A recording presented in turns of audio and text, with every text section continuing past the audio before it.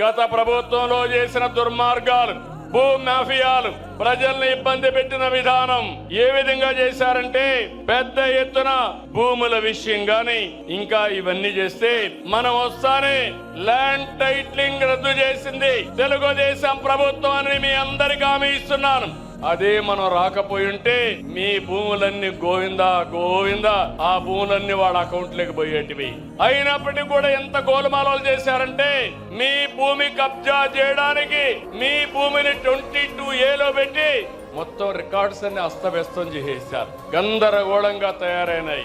నేను అన్ని సమస్యల్లో పరిష్కారం చేయగలుగుతున్నాను, కానీ ఈ సమస్య జటిలం అయిపోయిన దాని వల్ల చాలా టైం తీసుకుంటా ఉంది. నేను ఈ సభలో మీకు హామీ ఇస్తున్నా, రాబోయే మహానాడుకి భూ సమస్యలు పూర్తిగా పరిష్కారం చేసి మీకు అండగా నేనుంటానని మరొక్కసారి హామీ ఇస్తున్నాను.